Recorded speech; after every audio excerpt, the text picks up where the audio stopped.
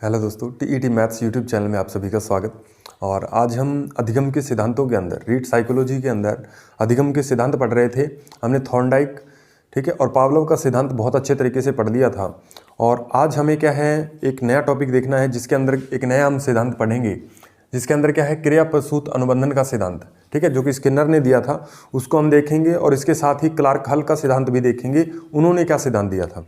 तो देखिए भाई, क्रिया प्रसूत अनुबंधन का सिद्धांत हम देखते हैं। तो सबसे पहले तो हमें पता होना चाहिए, इसे ऑपरेट कंडीशनिंग थ्योरी भी कहते हैं, ठीक है भाई।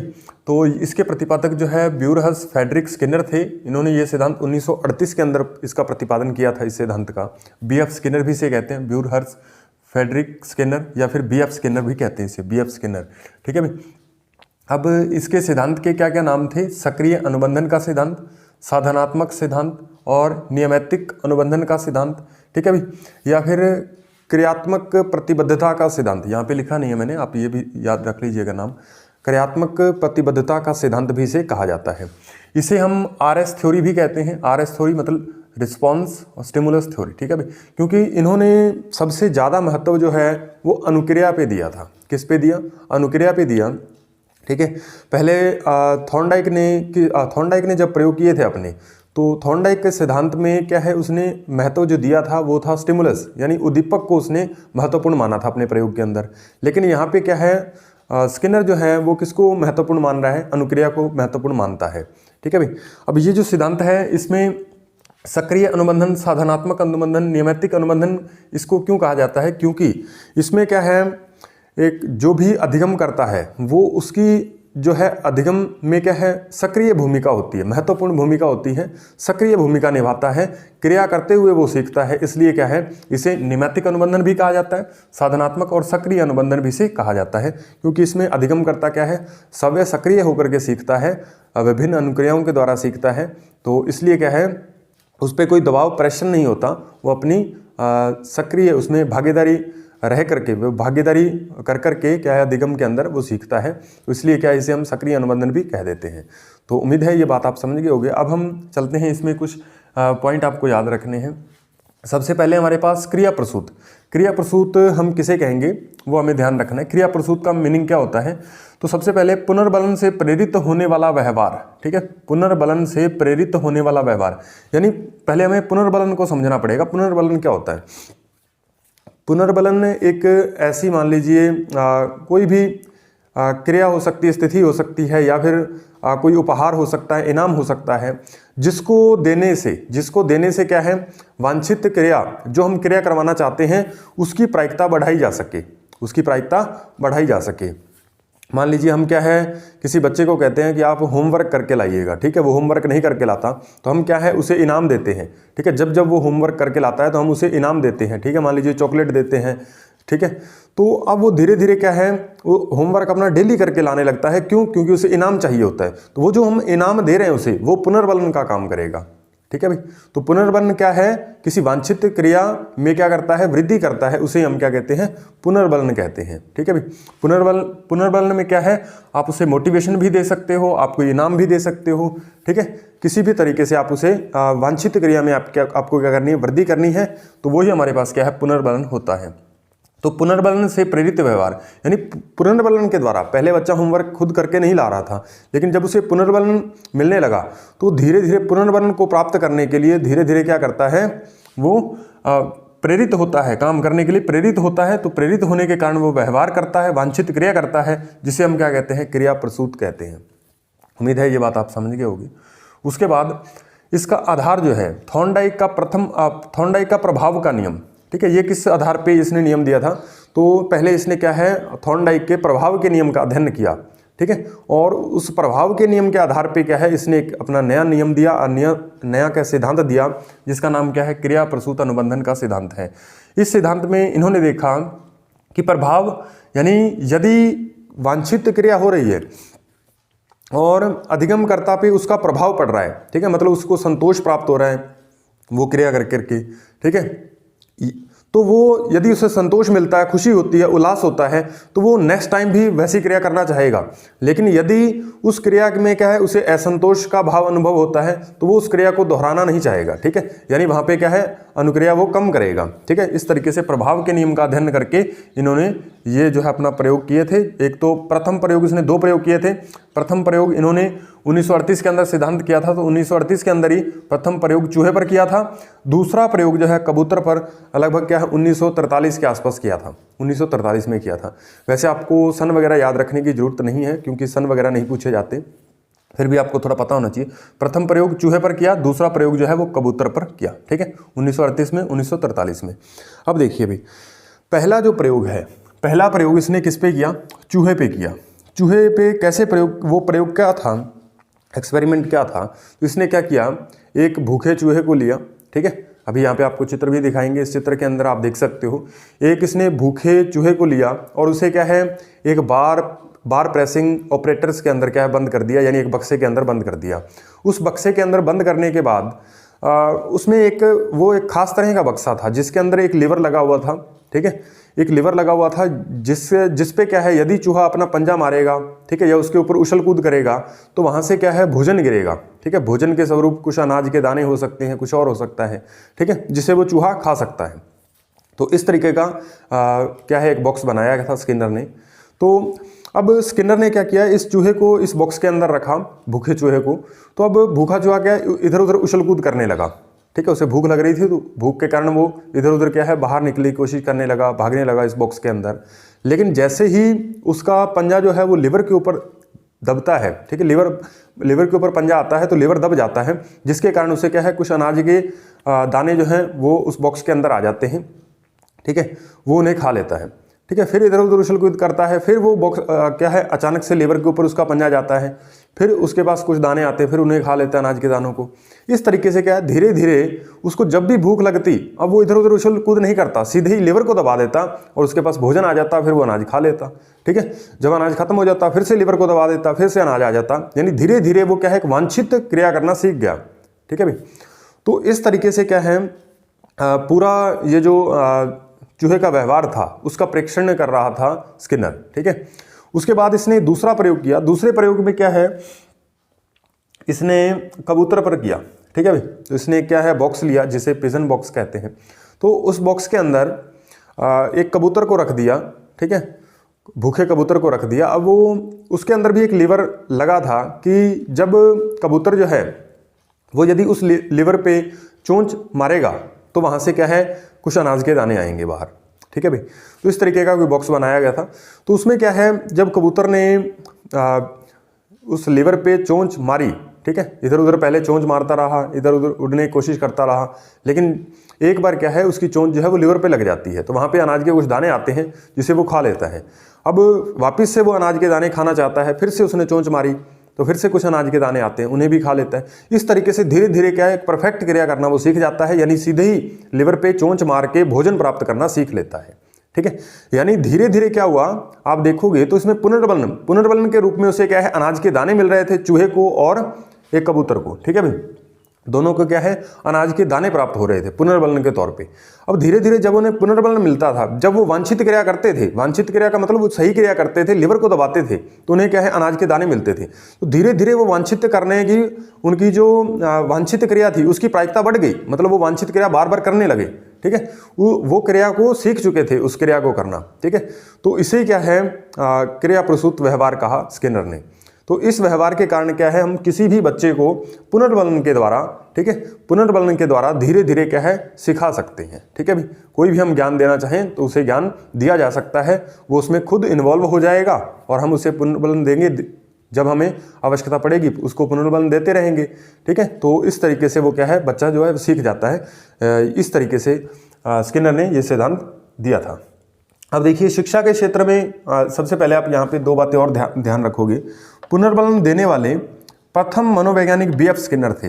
बीएफ स्किनर का सिद्धांत जो है, इनने क्या है, ये सबसे पहले रीइंफोर्समेंट देने वाले, यानी पुनर्बलन देने वाले प्रथम मनोवैज्ञानिक अगर पूछा जाए तो बीएफ स्किनर का नाम आएगा। ठीक है, लेकिन यहाँ पे आपको एक क्वेश्चन और भी पूछा जाता है, पुनर्बलन का सिद्धांत किसने दिया? तो ये क्लार्क हल ने दिया था। हल आपको शब्द याद रखना, हल ने दिया था। पुनर्बलन का सिद्धांत हल ने दिया था। और पुनर्बलन देने वाले प्रथम मनोवैज्ञानिक, पुनर्बलन तो किसने दिया था? बीएफ स्किनर ने दिया था सबसे पहले, ठीक है। लेकिन इसका सिद्धांत पुनर्बलन पे एक एक्स्ट्रा सिद्धांत दिया था, ठीक है, वो किसने दिया था? वो क्लार्क हल ने दिया था। ये दो बातें आपको अलग अलग याद होनी चाहिए। यहाँ से क्वेश्चन कई बार पूछा गया है और फिर यहाँ पे कंफ्यूजन होता है कि पुनर्बलन देने वाले क्लार्क हल को लगाएं या बीएफ स्किनर को लगाएं। तो पुनर्बलन देने वाले यदि प्रथम मनोवैज्ञानिक पूछे तो बीएफ स्किनर का नाम आएगा, पुनर्बलन का सिद्धांत पूछे तो हल का नाम आएगा, ठीक है भाई। इस तरीके से आपको ये दो बातें और याद रखनी है। उसके बाद आता है हमारे पास शिक्षा के क्षेत्र में पुनर्बलन। अब ये पुनर्बलन जो है शिक्षा के क्षेत्र में कितने प्रकार का होता है, कैसे कैसे दिया जाता है, वो सारी बातें हम यहाँ पे देखेंगे। वैसे इसके साथ हम पुनर्बलन अनुसूचियां भी पढ़ेंगे, वो हम इसको क्लार्क के हल के साथ क्लार्क का सिद्धांत जब हम पढ़ेंगे तो वहाँ पे क्या है, क्लार्क हल के सिद्धांत में इसे क्या पढ़ लेंगे, तो वो आपको अभी नेक्स्ट इसी वीडियो में आपको मिल जाएंगी। अभी यहाँ पे शिक्षा के क्षेत्र में पुनर्बलन जो है वो दो प्रकार का होता है। मेन तौर पे पुनर्बलन जो है वो कितने प्रकार का होता है? मुख्य तौर पे दो प्रकार का होता है। पहला है हमारे पास सकारात्मक और दूसरा है नकारात्मक, ठीक है भाई। सकारात्मक पुनर्बलन क्या है? सकारात्मक पुनर्बलन का मतलब है कि जब आप कोई भी पहली बात तो आपको ध्यान रखना है कि पुनर्बलन जो है, पुनर्बलन जब भी हम देंगे तो वो हमेशा क्या है, वांछित क्रिया में बढ़ोतरी वृद्धि करेगा। ये बात आपको ध्यान रखनी है। वांछित क्रिया में क्या करेगा? बढ़ोतरी करेगा, कभी भी कमी नहीं करेगा। पुनर्बलन का मतलब आप उसे रीइंफोर्समेंट दे रहे हो, इसका मतलब क्या है, उसके वांछित व्यवहार में वृद्धि होगी, ठीक है, उसके वांछित व्यवहार की प्रायिकता बढ़ेगी, कम नहीं होगी। ये बात आपको ध्यान रखनी है। यहाँ पे आप देखिए सकारात्मक पुनर्बलन जो है वो क्या होता है, जैसे मान लीजिए ऐसा पुनर्बलन जिसे क्या है अधिगमकर्ता को दिया जाए, ठीक है, तो उसे पाने के बाद क्या है, उसके मन में खुशी हो, उल्लास हो, ठीक है, वो खुश हो जाए, वो उस क्रिया को बार बार करना चाहे, तो ऐसे पुनर्बलन को हम क्या कहते हैं? क्या कहते हैं भाई? सकारात्मक पुनर्बलन कहते हैं। सकारात्मक पुनर्बलन कहते हैं, ठीक है, जिसके कारण क्या है, उसे खुशी होती है, आनंद मिलता है, ठीक है, उस क्रिया को वो बार बार करने से खुश होता है, तो उसे हम क्या कहते हैं? सकारात्मक पुनर्बलन कहते हैं ऐसे पुनर्बलन को, ठीक है। और ये देखिए आप दो प्रकार का होता है यहाँ पे, पहला सकारात्मक और दूसरा नकारात्मक। नकारात्मक के बारे में हम बाद में पढ़ेंगे, पहले सकारात्मक देख लेते हैं। ये सकारात्मक भी आगे चल के दो प्रकार का हो जाता है, जिसे हम प्राथमिक और द्वितीयक कहते हैं। प्राथमिक पुनर्बलन और द्वितीयक सकारात्मक पुनर्बलन। तो यहाँ पे प्राथमिक के अंदर क्या आएगा? प्राथमिक जो है पुनर्बलन वो सीधे हमारे शरीर से जुड़ा हुआ है, ठीक है भाई। शरीर से कैसे? जैसे मान लीजिए कि हमें क्या है, भोजन चाहिए, हमें भोजन चाहिए, तो जब हमें भोजन मिलेगा तो वो पुनर्बलन जो है प्राथमिक पुनर्बलन होगा। भोजन के लिए हम कोई काम कर रहे हैं, ठीक है भाई। या फिर नींद है, नींद भी हमें चाहिए होती है हमारे शरीर को, पानी भी, प्यास लगती है, हमें पानी चाहिए होता है। तो ये सारे पुनर्बलन जो हैं वो क्या है, प्राथमिक पुनर्बलन के अंदर आते हैं, ठीक है भाई। यानी हमारे शरीर से जो भी जुड़ा हुआ है वो पुनर्बलन किस में आएगा? प्राथमिक पुनर्बलन के अंदर आएगा, ठीक है भाई। जैसे कामुकता है, ठीक है, नींद है, प्यास है, ठीक है, ये सारे जो हैं हमारे पास ये प्राथमिक पुनर्बलन के उदाहरण आते हैं, ठीक है भाई। उसके बाद नेक्स्ट है हमारे पास द्वितीयक पुनर्बलन। द्वितीयक पुनर्बलन क्या होता है? अब ये प्राथमिक पुनर्बलन ऐसे होते हैं जिनकी हमें क्या है, लगभग क्या है, डेली आवश्यकता पड़ती है, जिन्हें हमें क्या है, हमें लगभग क्या है, हमारे जीवन में ये महत्वपूर्ण है, मतलब इनकी हमें जरूरत पड़ेगी ही पड़ेगी। लेकिन द्वितीयक पुनर्बलन ऐसे हैं जो हमें चाहिए तो होते हैं, हम उन्हें प्राप्त तो करना चाहते हैं, लेकिन यदि नहीं मिल रहे तो उसका हमारे जीवन के ऊपर ज़्यादा प्रभाव नहीं पड़ता, ठीक है भाई, ज़्यादा प्रभाव नहीं पड़ता। जैसे मान लीजिए हमारी यानी जान को खतरा नहीं होता, ऐसा आप मान लीजिए। द्वितीयक पुनर्बलन देखिए आप, जैसे हमें क्या है, समाज में पहचान चाहिए होती है, ठीक है, पहचान चाहिए होती है। जैसे मान लीजिए अभी आप गवर्नमेंट टीचर बनोगे तो उसमें क्या है, आपकी धीरे धीरे आपके आस पड़ोस मोहल्ले में क्या है, थोड़ी आस पड़ोस में क्या है, मोहल्ले में आपकी चर्चा होगी कि आप मतलब एक गवर्नमेंट टीचर हो, ठीक है, आपको गवर्नमेंट जॉब मिल चुकी है, ठीक है, तो आपका मान सम्मान होगा। तो वो मान सम्मान या फिर पहचान या फिर सुरक्षा का मतलब क्या है, अभी आप सुरक्षा मतलब जैसे बारिश है, ठीक है, आपको क्या है, मकान की जरूरत पड़ेगी बारिश से बचने के लिए, सर्दियों सुरक्षित मतलब आप एक जगह अपना घर बनाओगे तो मकान, ठीक है, उसके अंदर कपड़े आपके पास अच्छे होने चाहिए, गाड़ी होनी चाहिए, ये सारी चीज़ें किसके अंदर आ जाती हैं? द्वितीयक पुनर्बलन के अंदर आ जाती हैं, ठीक है भाई। पहचान है, सुरक्षा है, मकान है, ये सारा किसके अंदर आता है कि आपकी पहचान हो, आपको आत्मसिद्धि मिले, आपको मान सम्मान मिले, ये सारे पुनर्बलन किसके अंदर आते हैं? द्वितीयक पुनर्बलन के अंदर काउंट होते हैं, ठीक है, ये बात आपको ध्यान रखनी है। तो उम्मीद है कि आप समझ गए होंगे सकारात्मक पुनर्बलन जिससे हमें क्या है, हर्ष और खुशी का इलाज हो, मतलब खुशी हमें मिले, ठीक है, उसको हम क्या कहते हैं, सकारात्मक और प्राथमिक। इसके अंदर दो तरह का वर्गीकरण है, प्राथमिक और द्वितीयक, ये मैंने आपको बता दिया। उसके बाद नकारात्मक पुनर्बलन क्या होता है ये आप देखिए। नकारात्मक पुनर्बलन क्या होता है, यदि आप इसके बारे में देखोगे तो जैसे मान लीजिए ये क्या है, हमारे वांछित, ये भी क्रिया को बढ़ाता है, वांछित क्रिया को, ये भी वांछित क्रिया को बढ़ाएगा, लेकिन ये हमें मिलेगा तब वांछित क्रिया बढ़ेगी। लेकिन ये जब हमसे क्या है, हमें इससे बचने का काम, ये तो हम इसे तो हम जो सकारात्मक पुनर्बलन है इसे तो हम प्राप्त करना चाहेंगे। यानी जहाँ पे आप देखिए हमें हर्ष, खुशी है, उल्लास मिल रहा है, तो हमें कोई अच्छी वस्तु मिलेगी तो हम उसे लेना चाहेंगे, ठीक है, तभी हमें खुशी होगी। लेकिन ये नकारात्मक पुनर्बलन ऐसा पुनर्बलन है जिसको क्या है हम प्राप्त करने, मतलब ऐसा पुनर्बलन है जिससे हम क्या है उस वांछित क्रिया में तो बढ़ोतरी होगी, लेकिन हम उससे बचने के लिए हम क्या है वांछित क्रिया में बढ़ोतरी करेंगे। जैसे अभी आपको समझ में नहीं आया होगा, इसे एक एग्जाम्पल से समझिए आप, ठीक है भाई। जैसे मान लीजिए एक बच्चा जो है वो मान लीजिए होमवर्क पूरा नहीं करके लाता, उसकी आदत बन चुकी है, ठीक है भाई। तो एक दिन क्या करता है टीचर, सभी बच्चों को खड़ा कर लेता है जिसका होमवर्क पूरा नहीं है, तो उनकी मतलब बढ़िया ढंग से पिटाई करता है, मान लीजिए ऐसे, ठीक है। वैसे टीचर को पिटना नहीं चाहिए, अभी अधिकार नहीं है हमारे पास, ठीक है। किसी टीचर को हमें क्या है बहुत स्नेह प्यारपूर्वक पढ़ाना होता है, वैसे पीट नहीं सकते। पर मान लीजिए आप इसको समझने के लिए कि मान लीजिए उसको क्या है पीट रहा है। अब जब बच्चा क्या है डर जाता है कि मुझे होमवर्क आज मेरा पूरा नहीं है, उसको मार पड़ती है उस दिन, लेकिन नेक्स्ट दिन फिर उसे टीचर होमवर्क देता है, तो अगले दिन वो कहता है कि अगर मैं होमवर्क नहीं करके जाऊंगा तो मेरी पूरी क्लास में क्या है बेइज्जती होगी, मुझे मार भी पड़ेगी, तो मैं क्या करता हूँ, इससे तो अच्छा है कि मैं 10-15 मिनट निकाल के होमवर्क कर ही लेता हूँ, ठीक है। तो वो अगले दिन उस दंड से, ठीक है, जो उसे मिलने वाला था, वो उससे बचने के लिए क्या करता है, अपना काम जो है होमवर्क करता है, ठीक है, होमवर्क करके ले जाता है, यानी वो उससे बचना चाहता है, ठीक है। नकारात्मक पुनर्बलन जो उसे मिलने वाला था वो उसे बचना चाहता है, तो जब बचने के लिए कोई भी काम किया जाएगा वो किसके अंदर आएगा, नकारात्मक पुनर्बलन के अंदर आएगा, ठीक है भाई। इसमें आप एक और एग्जांपल याद रख सकते हो, जैसे मान लीजिए एक आदमी है, ठीक है, उसके आंखों में मान लीजिए धूप बहुत ज़्यादा है, तो वो धूप से बचने के लिए क्या करता है, चश्मा पहन लेता है, धूप से बचने के लिए चश्मा पहनता है। तो बचने के लिए कोई ना कोई काम करे, जब भी कहीं से एक चीज़, एक क्या हमारे पास उद्दीपक कह लीजिए, उससे बचने के लिए हम क्या कोई काम करें, तो हमारे पास वो किसके अंदर आता है, नकारात्मक पुनर्बलन के अंदर आता है। हम धूप से बचना चाह रहे हैं तो वो भी किसके अंदर आएगा, नकारात्मक पुनर्बलन के अंदर आएगा। उस धूप से बचने के लिए हमने चश्मा पहना, ठीक है, या बारिश से बचने के लिए हमने क्या किया, छाता पहन लिया, ठीक है। तो वो छाता हमारे व्यवहार में पहले हम नहीं पहना करते थे, लेकिन वो बारिश से बचने के लिए हमने छाता पहना, तो इसलिए वो क्या है, नकारात्मक पुनर्बलन के अंदर काउंट होगा, ठीक है भाई। यहाँ पे कई बार नकारात्मक पुनर्बलन और दंड के अंदर आपको खास तौर पर आपको अंतर पता होना चाहिए। एक होता है दंड और एक होता है नकारात्मक पुनर्बलन, ठीक है।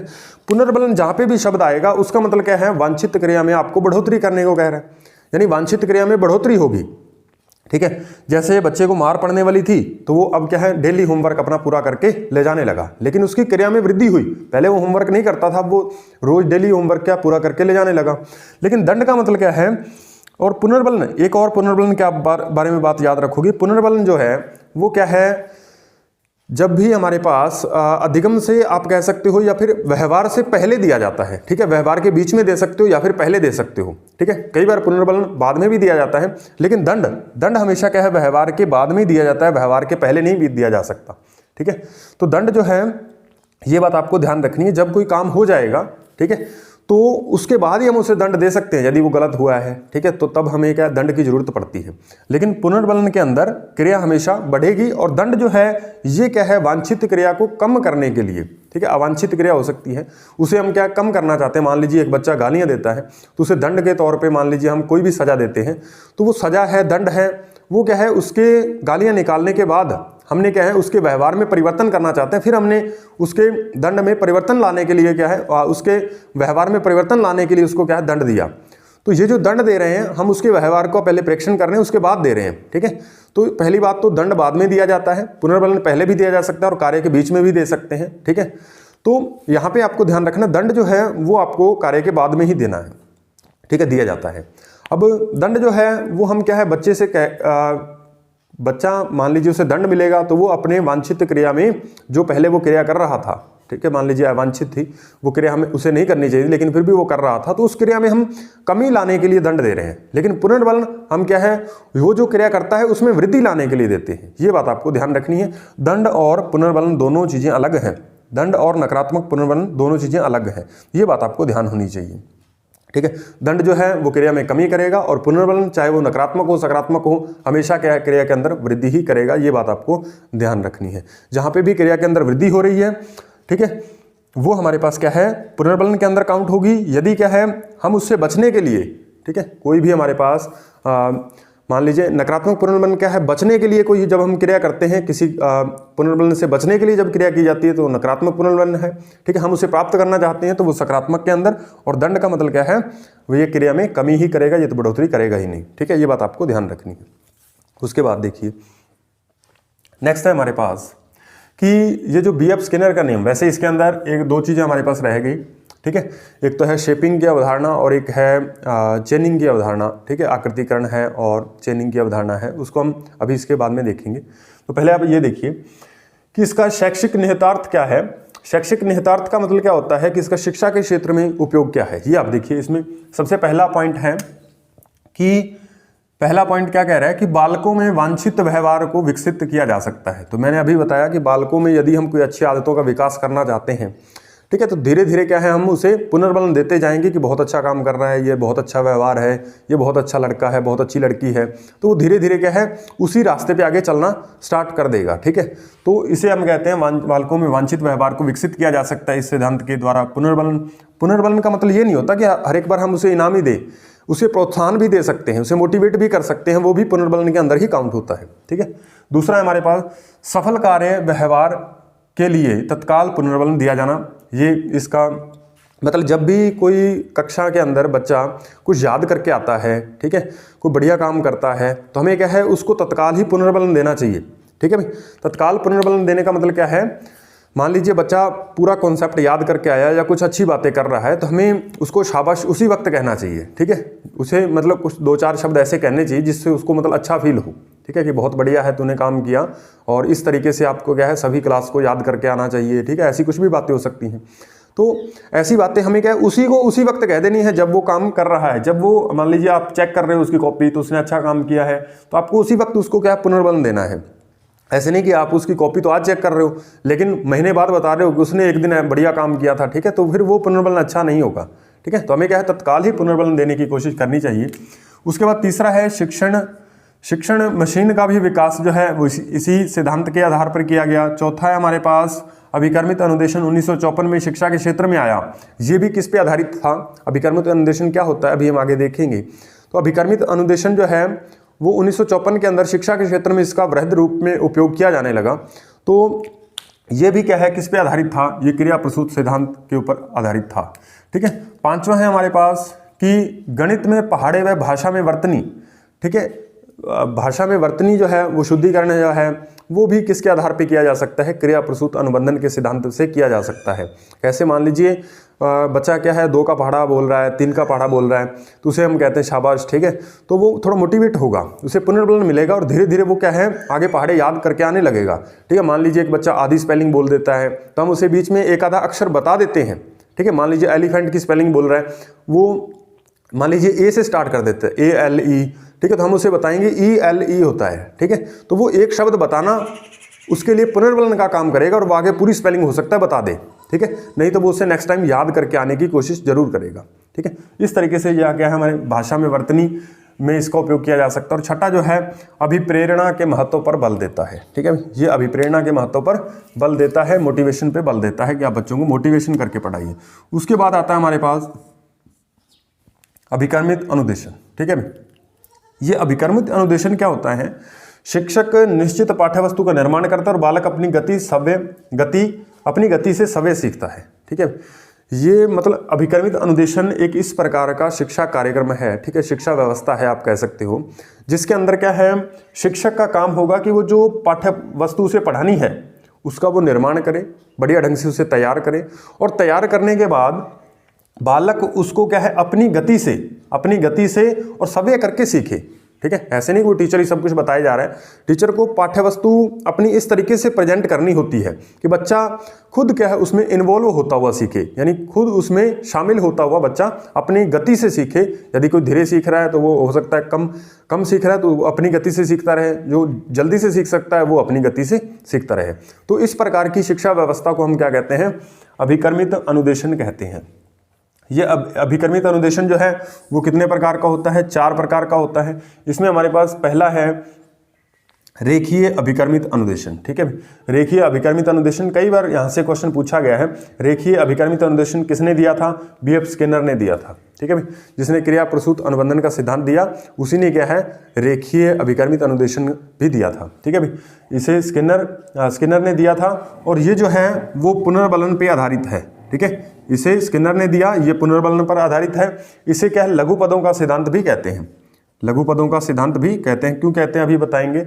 और इसमें क्या है पूर्व ज्ञान से नए ज्ञान की ओर बच्चा जो है वो सीखता है, यानी बच्चे के पूर्व ज्ञान, यानी बच्चा पहले जितना जानता है उसको टीचर जो है एक रिकॉल करवाता है, ठीक है। उसको बच्चा जो है अपने पूर्व ज्ञान, ठीक है, अपना जो उसके पास पहले से ज्ञान होता है किसी भी विषय किसी भी कॉन्सेप्ट के बारे में, ठीक है, जितना उसके पास पहले ज्ञान है उतने ज्ञान का उपयोग करता हुआ बच्चा आगे नए ज्ञान की तरफ धीरे धीरे बढ़ता है, स्टेप बाय स्टेप बढ़ता है, ठीक है। यानी पूर्व ज्ञान को नए ज्ञान के साथ जोड़ करके किसमें बताया जाता है, तो ये हमारे पास रेखीय अभिकर्मित अनुदेशन के अंदर बताया जाता है। किसने दिया था, B.F. स्किनर ने दिया। किस पे आधारित है, पुनर्बलन सिद्धांत, पुनर्बलन पे आधारित है। पुनर्बलन दिया जाता है बार बार, यदि वो 1-2 स्टेप आगे चलता है तो उसको धीरे धीरे क्या हर एक स्टेप पे आगे क्या पुनर्बलन दिया जाता है। इस तरीके से बच्चा जो है वो सीख रहा होता है। उसके बाद हमारे पास इसे लघु पदों का सिद्धांत इसलिए कहते हैं क्योंकि इसमें बच्चा अपनी गति से स्टेप बाय स्टेप सीखता है, स्टेप बाय स्टेप, ठीक है। इसलिए इसे हम क्या कहते हैं लघु पदों का सिद्धांत कहते हैं, ठीक है। पूर्व ज्ञान से नए ज्ञान की ओर इसमें बढ़ता है। दूसरा है हमारे पास शाखीय, पहला हमारे पास क्या पड़ा रेखीय अभिकर्मित अनुदेशन और दूसरा है हमारे पास शाखीय अभिकर्मित अनुदेशन। ये क्या होता है, ये किसने दिया था, पहले तो हम ये देख लेते हैं, नॉर्मन क्राउटर ने दिया था, ठीक है। इसके प्रतिपादक कौन है, नॉर्मन क्राउटर है। ये क्या है समस्या के निदान व उपचार पर बल देता है। यानी मान लीजिए बच्चा जो है वो किसी कारण से नहीं सीख रहा, तो उन कारणों को जानना, उन कारणों को पहचानना, उन कारणों को जानना कि बच्चा क्यों नहीं सीख रहा, इसे क्या दिक्कत आ रही है, तो वो तो होता है समस्या का निदान करना, ठीक है, निदान। वह उपचार क्या होता है, फिर मान लीजिए हमें समस्या के कारणों की पहचान हो गई, हमें पता चल गया कि इस कारण से नहीं सीख रहा, तो फिर उन कारणों, समस्या के कारणों को जान करके उसको क्या हमें उससे वांछित क्या है उपचार भी करना पड़ता है। यानी वो कमियां बच्चे की दूर हमें करनी पड़ेंगी। तो उसे ये समस्या के क्या है निदान व उपचार पर बल देता है और यह जो है वो क्रिया प्रसूत पर आधारित है, ठीक है। ये भी इसी सिद्धांत पे आधारित है, क्रिया प्रसूत के सिद्धांत पे आधारित है। ये बात आपको ध्यान रखनी है। इसमें आपको ये जो बातें लिखी हैं ये आपको इतनी ही बातें पूछी जाएंगी। वैसे हम क्या है रेखीय अभिकर्मित अनुदेशन के ऊपर हम एक एक्स्ट्रा वीडियो लेके आएंगे जब हम शिक्षण विधियाँ पढ़ेंगे, ठीक है भाई। तो उसके अंदर हम इस पर डिटेल से चर्चा करेंगे, ये सिद्धांत किस तरीके से में बच्चे को सिखाया जाता है, किस तरीके से पढ़ना चाहिए, तो उसको हम डिटेल से भी पढ़ेंगे। लेकिन अभी के लिए आपको इतनी बातें याद रख लो।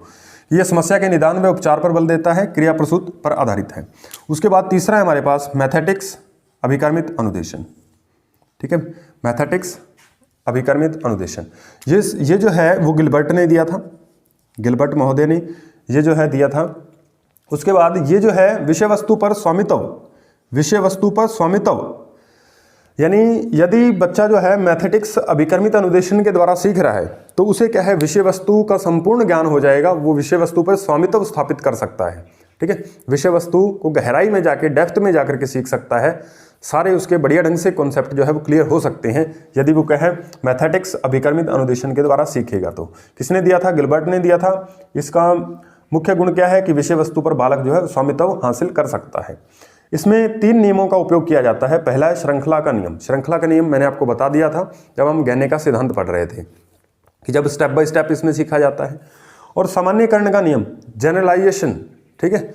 जनरलाइजेशन या सामान्यकरण क्या है कि जब हम किसी भी प्रकृति में कुछ वस्तुओं को देखते हुए हम नियम बना लेते हैं, वैसे ही क्या है कई बार हम किसी चीज़ को पढ़ते हुए भी अपने नियम बना लेते हैं, ठीक है। जैसे मान लीजिए पानी को हम गिराते हैं तो पानी जो हम देखते हैं कि हमेशा क्या है ऊंचाई से क्या है नीचे की तरफ बहता है, तो ऊंचाई से नीचे की तरफ जा रहा है। तो अब हमने एक नियम बना दिया कि पानी को जब भी कहीं से भी गिराया जाएगा तो वो ऊंचाई से क्या है ढलान की तरफ बढ़ेगा, ठीक है। तो ये क्या है सामान्यीकरण है, यानी हमने एक सामान्य नियम निकाल दिया।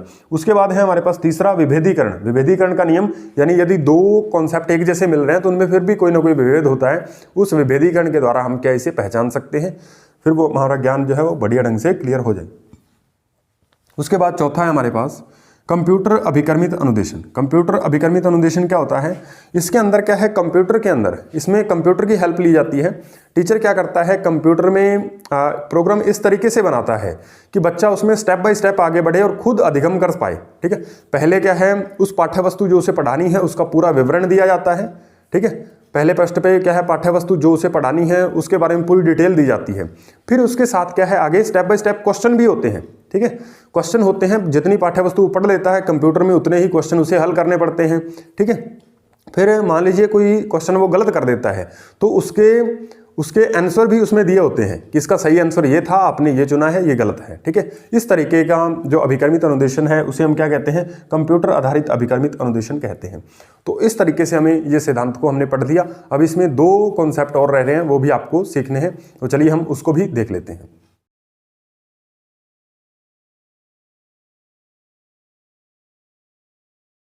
चलिए दोस्तों, अब हम देखते हैं कि शेपिंग और चेनिंग, अब ये दो अवधारणाएं क्रिया प्रस्तुत अनुबंधन सिद्धांत से जुड़ी हुई हैं।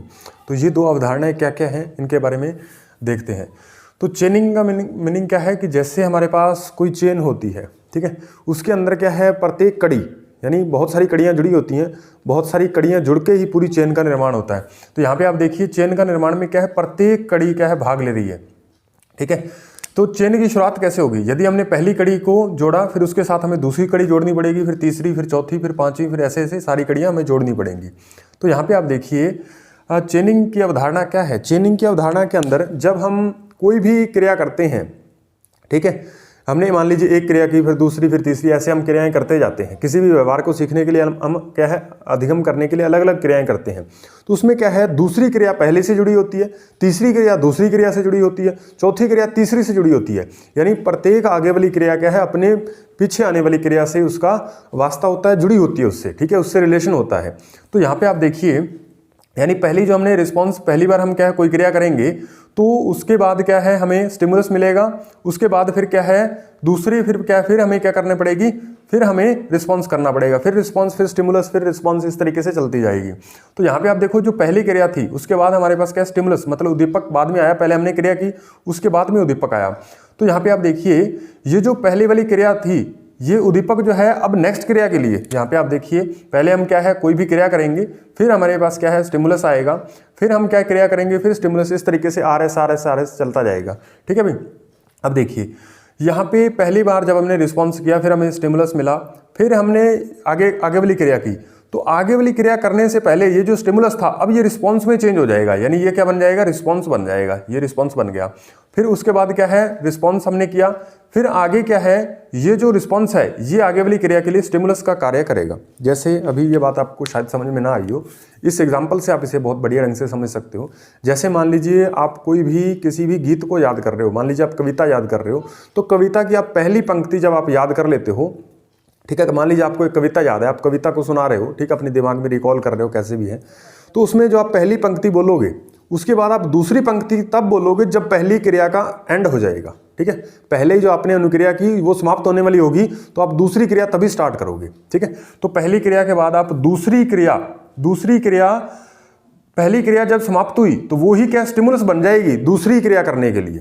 ठीक है भाई, तो दूसरी क्रिया आप स्टार्ट करोगे, दूसरी लाइन आप पढ़ोगे, फिर दूसरी लाइन क्या है, फिर स्टिमुलस बन जाएगी, हमारे पास क्या है, तीसरी लाइन हमें स्टार्ट करने के लिए हमें प्रेरित करेगी। इस तरीके से आर एस ये क्रिया जो है वो चलती रहती है। यहाँ पे आप देखिए, इसमें जो आप कह सकते हो इसका क्रम जो है वो आर एस होता है। ठीक है, इसमें पहले क्या है, रिस्पॉन्स होता है, फिर क्या है, स्टिमुलस मिलता है, फिर वो स्टिमुलस रिस्पॉन्स बन जाता है अगली क्रिया के लिए। इस तरीके से ये चेनिंग की अवधारणा होती है। यानी हम किसी भी व्यवहार को सीखने के लिए उसकी पहले एक कड़ी को सीखते हैं, ठीक है, फिर वो हमारे लिए उद्दीपक बन जाता है, हम दूसरी बार रिस्पॉन्स करते हैं, फिर वो दूसरा रिस्पॉन्स तीसरे के लिए क्या उद्दीपक का कार्य करता है। इस तरीके से हम क्या है पूरी व्यवस्था को सीख लेते हैं, किसी भी चैप्टर को, किसी भी काम को हम क्या है धीरे धीरे इस तरीके से सीख लेते हैं। तो ये हमारे पास क्या है, चेनिंग की अवधारणा है। उसके बाद है शेपिंग, ये आप नाम इंग्लिश में याद रखिएगा। और शेपिंग को हम हिंदी के अंदर आकृतिकरण, रूप निर्धारण, क्रमिक सन्निकट विधि ये कह देते हैं। अब ये है क्या, दरअसल जब भी आप क्या है किसी व्यवहार को सीख रहे हो, आकृतिकरण शेपिंग का मतलब क्या है कि आप किसी भी वस्तु को आप शेप दे रहे हो, ठीक है, शेप दे रहे हो। और शेप देने का मतलब कैसे है, जैसे मान लीजिए हमारे पास क्या है, हमें ए लिखना है, ये हमें ए लिखना है, और इस ए को लिखने के लिए पहले बच्चा क्या है, इस तरीके से एक लाइन ड्रॉ करेगा, पहले टेढ़ी मेढ़ी बच्चा लाइनें बनाएगा, फिर इस तरीके से वो सीधी लाइन लगाना खींचेगा, सीधी लाइन लगाना सीख जाएगा, फिर इस तरीके से तिरछी लाइन, और फिर इस तरीके से ये सारी लाइनें अलग अलग तरीके से जब वो लगाना सीख जाएगा, ठीक है, उसके बाद क्या है, धीरे धीरे वो इस तरीके से इसे क्या है, आकार ए को दे देगा, ठीक है। इन लाइनों को व्यवस्थित करके ये इसे क्या है, ए बना देगा। आ रही बात समझ में? यानी इस तरीके से पहले वो कै बनाना चाहता है तो इस तरीके से कुछ बनाएगा, ठीक है, फिर ऐसे ही, फिर ये इस तरीके से इसको कै का आकार दे देगा, ठीक है भाई, ऐसे मान लीजिए बना रहा है, ठीक है, और इस तरीके से उसे क्या है, पूरा कै का आकार दे देगा, ठीक है, या फिर इसे ए का आकार जो है वो दे देगा। यानी किसी भी अक्षरों को सीखते वक्त वहाँ पे शेपिंग जो है वो जरूरी होती है। जैसे कुम्हार मान लीजिए घड़ा बनाता है तो वो अपने हाथों की मूवमेंट उसी प्रकार से करता है कि एक क्या है, पूरी घड़े की शेप मिल जाए, ठीक है, तो इस तरीके से। या फिर मान लीजिए ईंटें बनाते हैं तो ईंटें बनाने वाले सांचे की जो सांचा होता है उसको उसी तरीके से डिज़ाइन किया जा सकता है कि हमें एक ईंट की प्रॉपर शेप जो है वो मिल पाए। तो इस तरीके से ये क्या है, शेपिंग की अवधारणा है।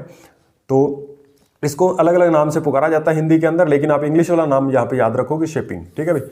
और ये जो है, पहले क्या है, पहले किसी भी क्रिया को जब हम सीखते हैं तो पहले चेनिंग की क्रिया होती है, उसे हम कड़ी पर कड़ी जोड़ जोड़ के सीखते हैं, ठीक है। जैसे हमने पहाड़े सीखे, गिनती सीखी, ठीक है, इस तरीके से धीरे धीरे हमने क्या है सीखना स्टार्ट किया। तो पहले हमने एक पढ़ा होगा, या फिर ए हमने याद किया होगा, उसके बाद बी, क्रम से ऐसे याद किए होंगे, ठीक है भाई। तो धीरे धीरे ये याद करने का प्रोसेस जो है वो चेनिंग कहलाता है। और शेपिंग क्या करता है, ये जो आर एस के बीच बॉन्डिंग हुई, आर एस के बीच जो है बॉन्डिंग हुई, यानी संबंध बना, अनुबंधन हुआ, इस अनुबंधन को क्या है, शक्तिशाली बनाने का काम कौन करती है, शेपिंग। इस अनुबंधन को शक्तिशाली बनाती है शेपिंग, ठीक है भाई। यानी यहाँ पे जो चेनिंग बनी, चेनिंग के अंदर जो आरएस के अंदर अनुबंधन हुआ, उस अनुबंधन को मजबूत कौन करता है, शेपिंग करती है। ये बात आपको क्या है, शेपिंग और चेनिंग के बारे में ध्यान रखनी, कई बार यहाँ से क्वेश्चन भी पूछा जाता है। अब देखिए नेक्स्ट हमारे पास पुनर्बलन का सिद्धांत, क्लार्क एल हल का ये दिया हुआ सिद्धांत है पुनर्बलन का सिद्धांत। पुनर्बलन का सिद्धांत जो है ये व्यवहार के सिद्धांत, पुनर्बलन का सिद्धांत, ये जो हमें व्यवहार के सिद्धांत नामक क्या है पुस्तक, जो किसकी लिखी है, क्लार्क एल हल की लिखी हुई है, हल की लिखी हुई पुस्तक व्यवहार के सिद्धांत। उसके अंदर इन्होंने एक लाइन पे बहुत ज़्यादा जोर दिया है कि सीखना आवश्यकता की पूर्ति द्वारा होता है। सीखना आवश्यकता की पूर्ति, यानी जो भी हमारी आवश्यकताएं हैं हम उनकी पूर्ति करना चाहते हैं, और जब पूर्ति करेंगे तो हम क्या है उन्हें क्या है सीख भी लेते हैं, ठीक है। कोई भी जानवर है, पशु है, ठीक है, या फिर मानव है, वो अपनी आवश्यकताओं की पूर्ति करता है, और पूर्ति करते करते क्या है उस व्यवहार को सीख लेता है। ये हमारे पास किसका सिद्धांत है, पुनर्बलन का सिद्धांत, जो क्या है हल ने दिया था। और हल ने कहा किसी भी सीखने के लिए हमें क्या है उस चीज़ की आवश्यकता होनी चाहिए। हमें किसी भी काम को सीखना है तो उसकी हमें आवश्यकता होनी चाहिए। जैसे आप साइकोलॉजी मान लीजिए सीखना चाहते हो, तो आपको उसकी आवश्यकता है कि आप उसमें क्या है रीट का एग्जाम देना चाहते हो, उसमें 30 क्वेश्चन आते हैं, आपको वो 30 क्वेश्चन 30 के 30 क्या है सही करने हैं। इसलिए क्या है आप साइकोलॉजी सीख रहे हो तो आपको आवश्यकता है। तो पुनर्बल मतलब क्लार्क हल का कहना है कि जब तक प्राणी को आवश्यकता नहीं होती तब तक वो उतना ध्यान नहीं देता, ठीक है भाई। किसी भी चीज़ को, किसी भी क्रिया को सीखने के लिए उतना ध्यान नहीं दे पाता। जब उसे आवश्यकता होगी तो वो उस व्यवहार को जल्दी से सीख लेता है, ठीक है भाई। उसके बाद देखिए आप नेक्स्ट हमारे पास कि इस सिद्धांत के क्या क्या नाम हो सकते हैं। तो इसे प्रबलन का सिद्धांत भी कहते हैं, इसे गणितीय सिद्धांत भी कहते हैं, इसे परिकल्पित निगमन का सिद्धांत कहते हैं, जैविकीय अनुबंध का सिद्धांत कहते हैं, सबलीकरण का सिद्धांत कहते हैं, यथार्थ अधिगम का सिद्धांत कहते हैं, परिष्कृत का सिद्धांत कहते हैं, और व्यवस्थित व्यवहार का सिद्धांत कहते हैं, और उद्देश्यपूर्ण व्यवहार का सिद्धांत कहते हैं। इसमें पुनर्बलन के सिद्धांत के अंदर क्लार्क हल ने बताया कि जब भी हम सीखते हैं तो हमें क्या है, पहली बात तो उसकी आवश्यकता होनी चाहिए, ठीक है। आवश्यकता के द्वारा हम क्या है कोई भी सीखते हैं, कोई भी काम जो है वो सीखते हैं, उसके पीछे हमारा कोई ना कोई उद्देश्य होता है किसी भी काम को सीखने के लिए, ठीक है भाई। और उस काम को सीखते सीखते हमारा व्यवहार जो है व्यवस्थित हो जाता है, ठीक है। जैसे पहली बार हमारा व्यवहार उतना किसी क्रिया के लिए व्यवस्थित नहीं होता, उतनी हम अच्छे से क्रिया नहीं कर पाते, लेकिन जैसे जैसे हम क्रिया करते रहेंगे लगातार तो धीरे धीरे हमारा जो व्यवहार है वो क्या हो जाएगा, व्यवस्थित हो जाएगा, ठीक है। तो इसे व्यवस्थित व्यवहार का सिद्धांत भी कहते हैं। प्रबलन, इसमें क्या है हमें पुनर्बलन की जरूरत भी पड़ती है समय समय पर, इसलिए इसे प्रबलन या पुनर्बलन का सिद्धांत भी कहते हैं, ठीक है। ये बात आपको ध्यान रखनी है कि सीखना आवश्यकता की पूर्ति के द्वारा होता है। ये ऐसा किसने कहा था, क्लार्क एल हल ने कहा था। किस सिद्धांत के अंतर्गत, पुनर्बलन के सिद्धांत के अंतर्गत कहा था। अब देखिए भाई इसमें स्टोन्स का भी एक कथन आप याद रखोगे। इस पुनर्बलन के सिद्धांत के सिद्धांत के मतलब समर्थन करते हुए एक स्टोन्स ने कथन कहा था। स्टोन्स क्या कहता है कि सीखने का आधार आवश्यकता की पूर्ति की प्रक्रिया है, यानी सीखने का आधार क्या है? आवश्यकता की पूर्ति। क्यों आदमी कोई व्यवहार सीखता है? क्योंकि वो अपनी कोई ना कोई आवश्यकता की पूर्ति करना चाहता है।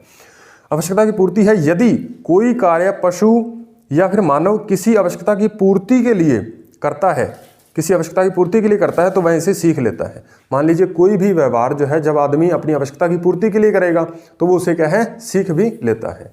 तो ये किसने कहा था? ये स्टोन्स ने कहा था। ये हमारे पास क्या है? पुनर्बलन का सिद्धांत के अंतर्गत इसने इनका समर्थन करते हुए ये बात कही थी। उसके बाद क्या है? पुनर्बलन अनुसूचियाँ। पुनर्बलन अनुसूचियाँ क्या है कि पुनर्बलन कितने प्रकार का होता है? मेन तौर पे हमें बताया था पुनर्बलन, पहले हमने बेसिक पढ़ा था कि सकारात्मक और नकारात्मक होता है। अब हमें क्या है इसको थोड़ा और डिटेल से पढ़ना है, पुनर्बलन अनुसूचियों के द्वारा पढ़ना है। ठीक है, पुनर्बलन अनुसूचियां क्या है? पुनर्बलन कितने प्रकार का है उसको अलग अलग एक क्या है? एक चार्ट के द्वारा बताया गया, उसे हम क्या पुनर्बलन अनुसूचियां कहते हैं। ये पुनर्बलन कितने प्रकार का होता है? मुख्य तौर पे ये 2 प्रकार का होता है। यहाँ पे आप देखिए, एक क्या है सतत और दूसरा क्या है आंशिक। तो सतत का मतलब क्या है कि ऐसा पुनर्बलन जो क्या है लगातार दिया जाए, ऐसा पुनर्बलन जो क्या है लगातार दिया जाए उसको हम क्या कहते हैं? सतत पुनर्बलन कहते हैं। आंशिक क्या है? आंशिक का मतलब कभी दे दे और कभी ना दे। ठीक है, मान लीजिए किसी क्रिया पे तो हम पुनर्बलन दे देते हैं और कभी कोई क्रिया होती है तो उस पर हम पुनर्बलन नहीं देते, ऐसे पुनर्बलन को हम क्या कहते हैं? आंशिक पुनर्बलन कहते हैं। अब आंशिक जो है ये तो सतत तो है, लगातार दिया जाता है। आंशिक जो है फिर आगे चल के 2 प्रकार का हो जाता है। कौन कौन से? अनुपात यानी रेशो और अंतराल यानी इनवर्ट। ठीक है भाई, अब यहाँ पे देखिए अनुपात का मतलब क्या है? कार्य के अनुपात में, यानी जितना कार्य कर रहा है। मान लीजिए एक जो है बच्चा, मान लीजिए पूरे के पूरे प्रश्न याद करके आ गया, मान लीजिए उसे 10 प्रश्न दिए गए, वो 10 के 10 ही याद करके आ गया, तो हम उसके कार्य के अनुसार ही पुनर्बलन देंगे। ठीक है, एक 5 याद करके आया तो हमें उसे 5 के अनुसार पुनर्बलन देंगे। ऐसे नहीं कि 10 वाले को कह दिया वेरी गुड और 5 वाले को भी कह दिया वेरी गुड, तो उन दोनों में अंतर नहीं रहा। ठीक है, दोनों को हमने वेरी गुड दे दिया तो अंतर नहीं रहा उनके बीच, यानी जितना कोई कार्य कर रहा है उसके अनुसार ही आप पुनर्बलन दीजिए। ठीक है भाई, तो ये हमारे पास अनुपात यानी रेशो कार्य के अनुपात में दिया जाता है। अंतराल क्या है? समय के अनुसार। अंतराल क्या है कि मान लीजिए ये समय समय पर, जैसे मान लीजिए 5-5 मिनट के गैप पे क्या है पुनर्बलन दिया जाए। ठीक है, 5 मिनट के गैप पे, 10 मिनट के गैप पे जब पुनर्बलन दिया जाता है, जब समय को आधार मान के पुनर्बलन दिया जाता है तो वो हमारे पास क्या है? अंतराल पुनर्बलन है। उसके बाद है हमारे पास ये अनुपात पुनर्बलन भी 2 प्रकार का हो जाता है आगे चल के, और अंतराल पुनर्बलन भी 2 प्रकार का हो जाता है। इसमें नेम जो है इनके दोनों के सेम है, निश्चित परिवर्त्य, निश्चित और परिवर्त्य यानी फिक्स्ड और वेरिएबल। ठीक है, ये 2 तरह का आगे हो जाता है दोनों में ही। अब देखिए निश्चित का मतलब क्या होता है कि जो आप पुनर्बलन दे रहे हो उसकी मात्रा आपने फिक्स कर रखी है, कितना पुनर्बलन ही इसको देना है। ठीक है भाई, एक सही उत्तर पे आपने क्या है क्वांटिटी फिक्स कर दी, वो हमारे पास क्या है? फिक्स पुनर्बलन है। और परिवर्त्य का मतलब क्या होता है? वेरिएबल। वेरिएबल का मतलब आपको क्या है?